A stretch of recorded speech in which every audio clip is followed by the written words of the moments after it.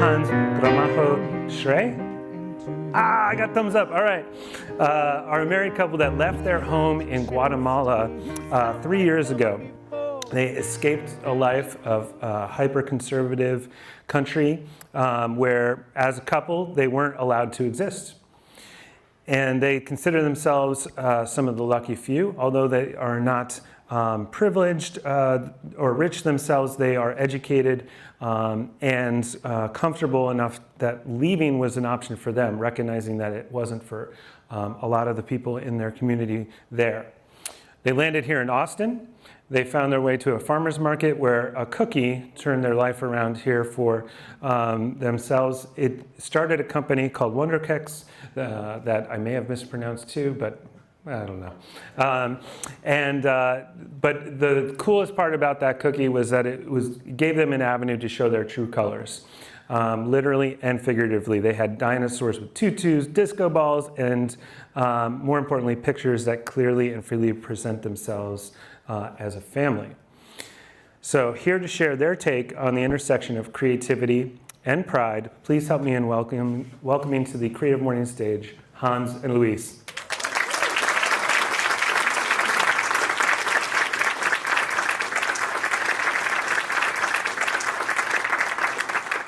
So hello everybody, thank you so much for coming. If it's true that you came for us, we have an announcement to make. A lot of you know us from Wunderkeks, our cookie company, and unfortunately, Wunderkeks is no more, and we'll tell you the story how that happened and what we're doing next, and how it has been the lesson and the ride of our lives. It is very much about pride, it's about shame, it's about privilege, and it's definitely about creativity. So Luis will tell you the story. So sorry because we didn't bring cookies, so if you were coming for the cookies, everybody's gonna start leaving now. So I promise we have a cool story. But yeah, so basically what happened to us was like, we wanted to get married. We are from Guatemala, we couldn't get married there. And for us, it was very important to be recognized as a family and have rights. That's something that for a lot of people, they don't realize it because they do have that option.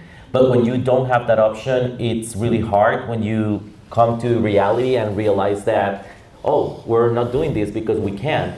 And that happened to us when we made a trip to California in 2018. We drove from San Diego all the way to San Francisco. And it was a beautiful road trip. But in every town that we stopped, we kept seeing gay parents with kids. And that's something that for us, we only saw it in movies. And what was not funny, but what was curious is that when we realized that we were the only ones who were staring at them the whole time. Whenever we were anywhere, we were like, oh my God, look like another dad, like two dads and a kid. And it was like, that's when it really hit us and we were like, wow, we've never thought if we want to have kids because it's not an option for us. And that's not fair. So one thing led to another. We were very privileged to apply for an entrepreneur visa, and we got here to the States. We moved to Austin because it's a beautiful city, it's a welcoming city. It was a city that was growing, and our story would be a very different story if we would have landed in Houston or in another city. We became as successful as we are because of Austin. We always say that we had the in the closet version of Wunderkeks back in Guatemala. But when we moved here, 2 years after, we had an employee telling us, guys, have you realized that your brand is really queer? And we were like, what do you mean? And he was like, well, you send everything in pink boxes, you have a dinosaur in a tutu, and you have a disco ball in the kitchen. It is very, very gay. And we were like, okay, you're onto something. But what was beautiful was that when we realized it was because for the first time in our lives, we felt like we could be ourselves, that we could express ourselves through the brand without being afraid of what people were going to think. So we started organically getting very creative. When we felt that we were in a safe space, we started feeling very creative and very passionate about our project. And that's when everything started flourishing. So that was beautiful to see it happen organically, and we didn't force it. One thing led to another. We went viral back in 2020 because of a tweet of a celebrity. So our business grew from a farmer market stand to $5.1 million in the space of 18 months. But like around April on 2021, we were discussing that we were making tons of cookies, and we were getting tired. We were getting tired because we didn't feel inspired anymore. Like we were also all fighting we a were lot. Yeah. You were. No. That, see where the fight starts? Honey. Behave. No, so it was like we were talking about that we were not passionate anymore. We were just doing cookies and selling them, and it was like no meaning. And we were like, either we have to sell the business, we need to do a twist or something, because we're not feeling the passion anymore. So we were talking about it, then we got the chance to do a collaboration for Pride with Dan Reynolds, the lead singer from Imagine Dragons, because it turned out that he ordered cookies out of the blue. And we got to talk to him, and he sent an email saying, "Hey, are you the Dan Reynolds?" And he replied, "Yes, I am the Dan Reynolds." Are you taken? No. That too. That was the second question. I will have him fine with it. No, so he has a foundation that helps the LGBTQ youth, and he was like, we should partner up and we should do a collaboration for Pride. And that was the first time that for us was like, wow, we truly feel comfortable finally talking about being proud of being a gay couple. So we announced it, we were super excited. We had 150,000 subscribers, so we sent an email saying, we're a Pride gay Guatemalan couple supporting the LGBTQ community, and immediately in 1 hour we lost 10% of our subscribers. And all the communication that we started receiving was, I hope you guys die. The cookies are gonna give you AIDS. If I knew you were gay, I would never buy the cookies. So on and so forth. It was very scary because everything that we had built was just getting destroyed just for the fact because we were gay.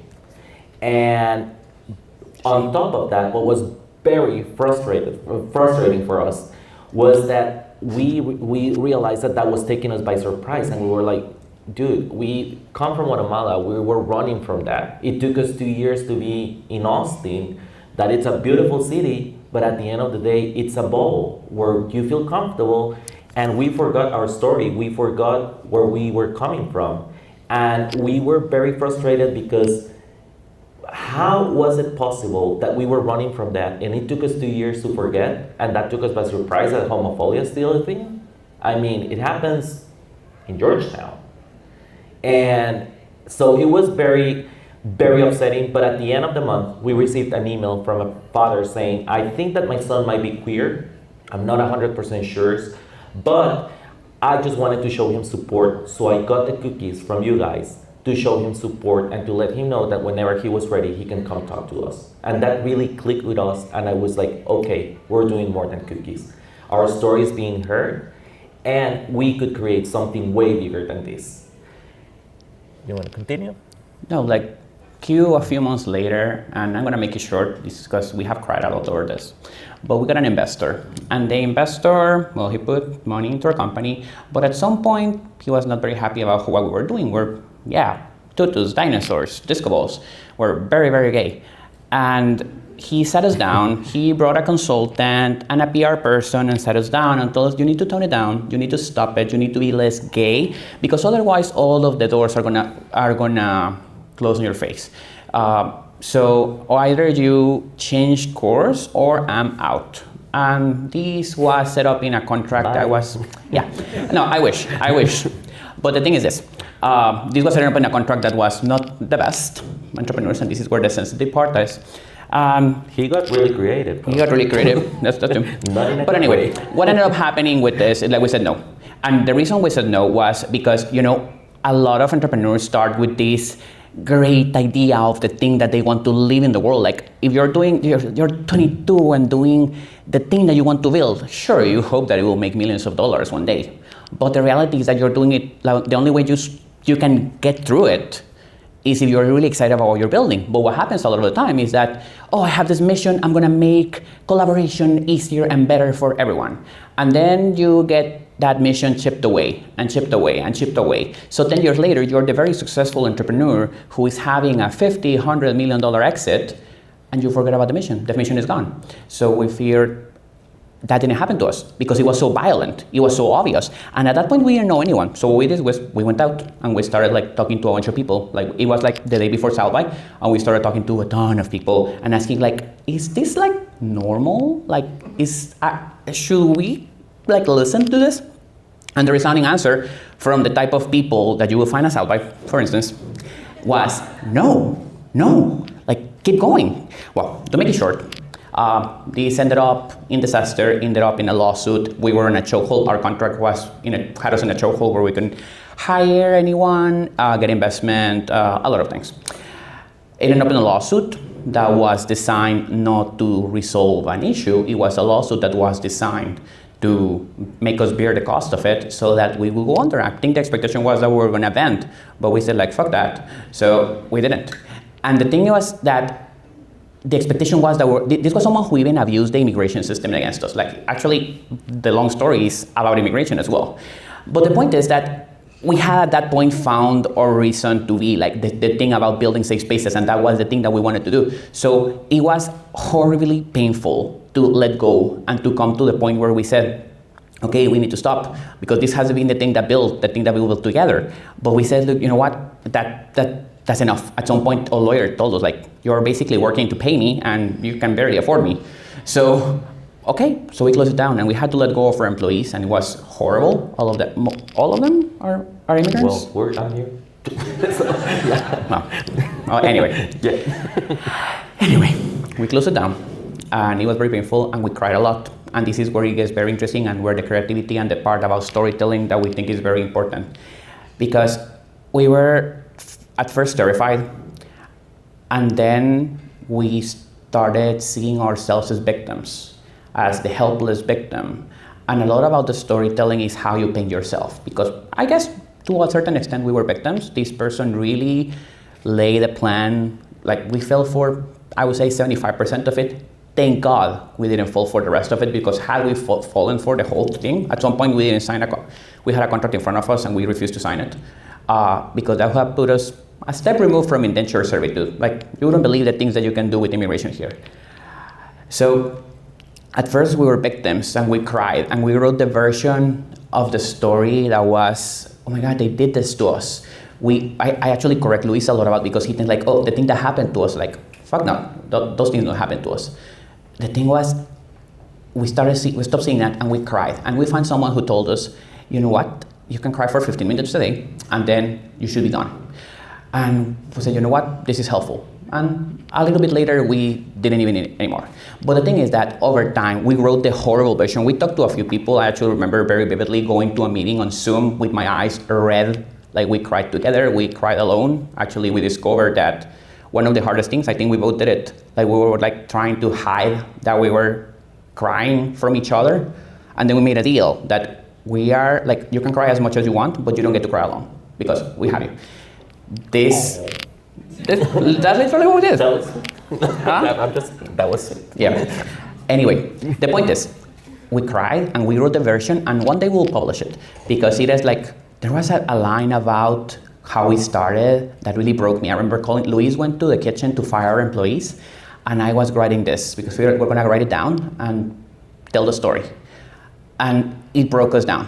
I remember calling him like absolutely a mess. And then we shared it with someone and the response was weirdly off. No one wanted to hear this, but this is a lot. Like, and someone said, this is someone we trust. No one wants to hear the story because you're painting yourself as a victim. So unless it has a happy ending, keep it to yourself. Talk about the hope. Talk about the things that you can do next. Talk about your story, but not as the victim, but as the survivor. And talk about the grateful survivor, that you get to come to America. And this happened on the 4th of July, which is very curious. Like, the decision was made on the 4th of July.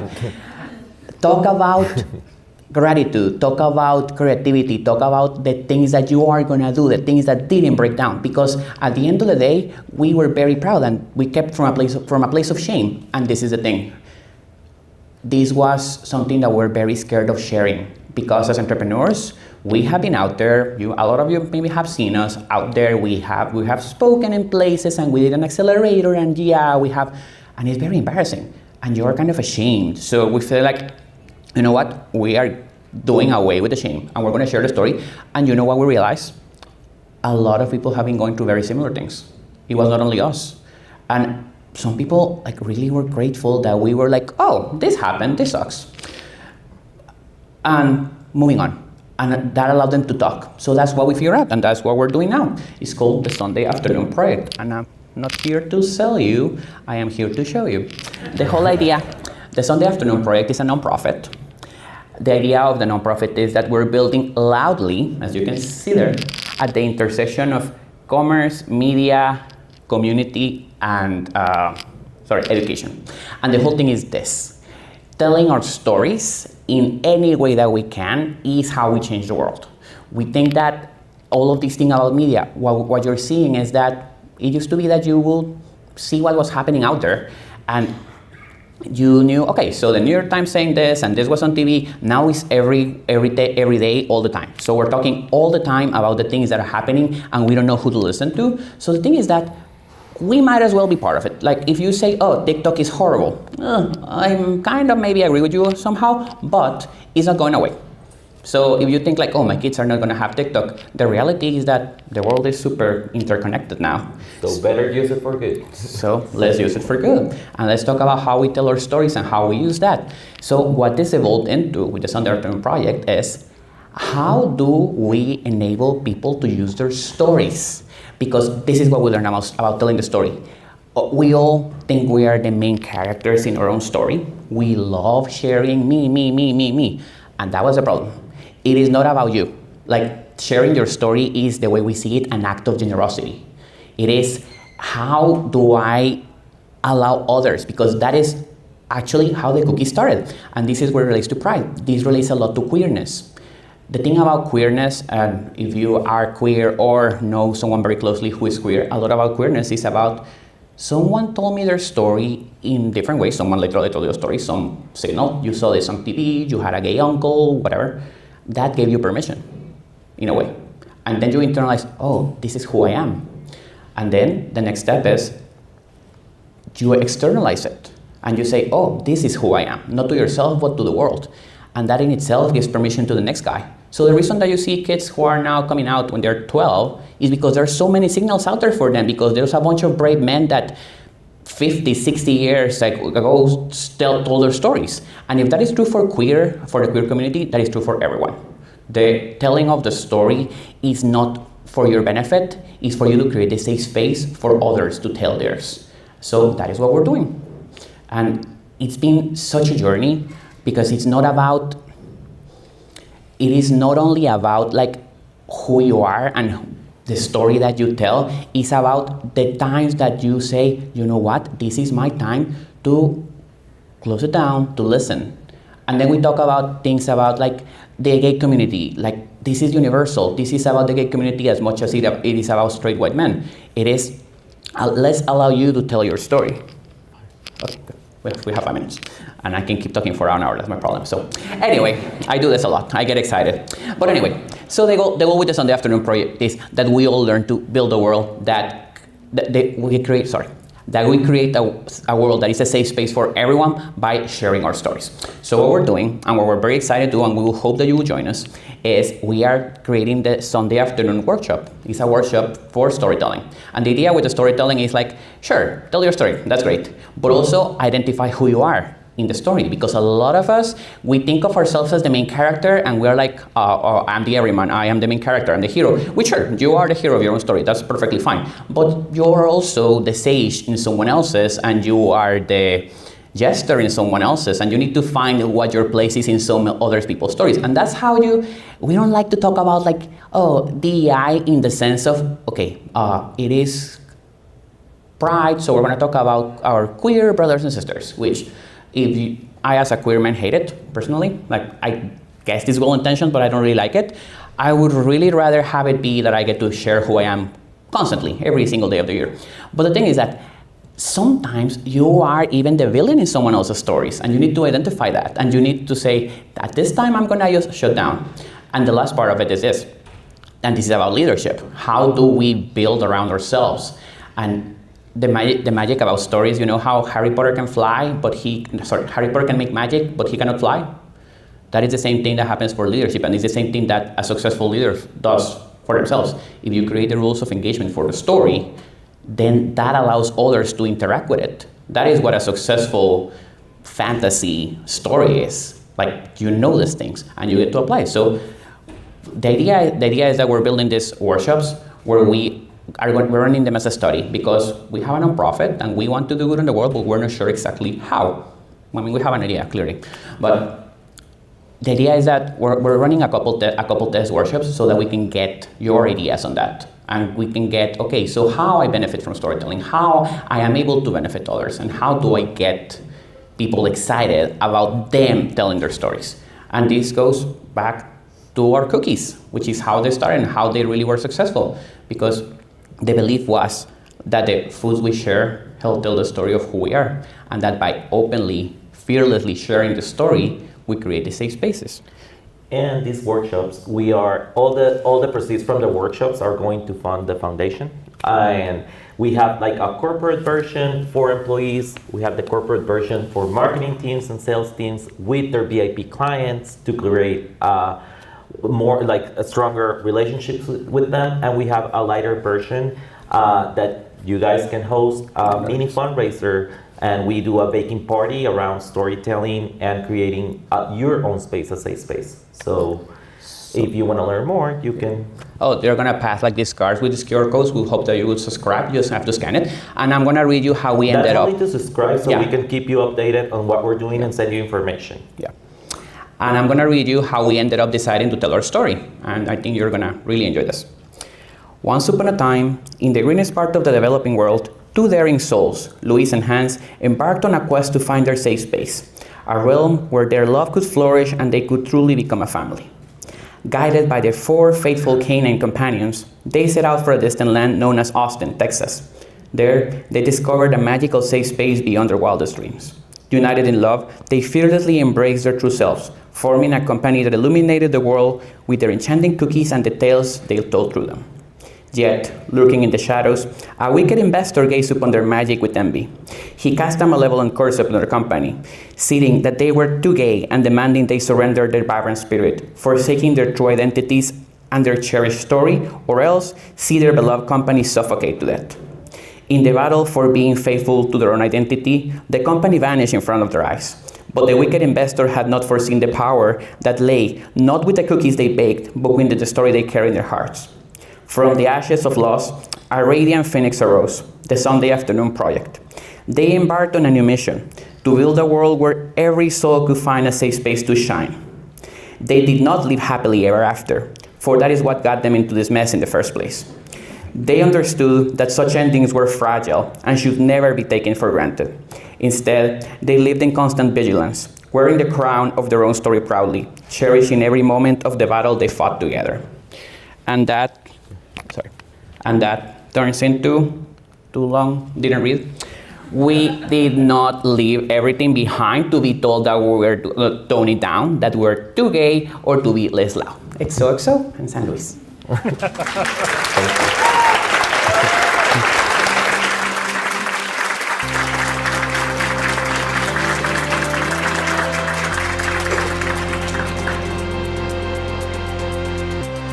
We're going to have a little time for questions. We're running up against the end of time. If you have to leave, understand. But we're going to probably take 3 questions from the crowd, and then you can see Hans and Luis afterwards if you have even more time. So I see a hand up here, and what I'm going to do is I'm going to let Katie run the microphone to you so everyone can hear your question. Yeah. I think every step of the story you told required a lot of risk taking. Leaving your home, starting businesses, and now restarting. What do you do to access your bravery, or how do you choose what risks that you're going to take? Wow. I really think that the fire that we have inside is it comes from how we were raised, I guess, that we were taught never to give up. Even that in my case, for example, when I came out, it didn't go well with my family, but I always had that spirit to wanted to help others because I know how hard it is. So the passion that I feel, and now that we have this foundation to provide a safe space, the one that I didn't have that I would have loved to have when I was a little kid, that's my fire inside. Like bringing this to people, and because I experience now that the best asset that I have is who I am and what the person that I became right now. So that's where I find my fire. Yeah, and for me personally, there's something about the curiosity of always looking for what's best, what could be better, what is out there, and that is what told us, like, you know what, there's more. The world is bigger, and the experience. And I really hope that every American could. Like Americans are kind of blind to this because, of course, they were born here, but I cannot tell you like how every step of the world, every step of the way, the world has just gotten bigger, and there's just more to be curious and explore, and that is really a thing that drives us. Other questions? Oh, I'll leave that. Go. You guys have talked about how you plan to give back through your new organization by ways of storytelling. How do you plan to give back through, like, how will you use the donations and things like that? Or what's your vision for that, if you have one yet? Yes. The goal here, like, and the mission of the organization, like in a more impact side, is to create media literacy. The thing about media literacy is not only about strictly about media. It is about not being able to read media, which is something that we see a lot with, say, the propaganda surrounding our elections. We're frankly terrified about what's going to happen next year, but also financial literacy, emotional literacy. So all of those things, it starts with media literacy because telling the stories is the medium that we use. But the idea is, how do we educate in the sense of how do we allow you to understand the world? So the whole point of the workshops is that we're trying to get 1,500 participants so that we can run a study and then understand exactly how. Because we don't think it's fair to go, hey, give me $100,000, I'm gonna go do good in the world. Like, so we're taking it very slow, but that is the idea, like really education.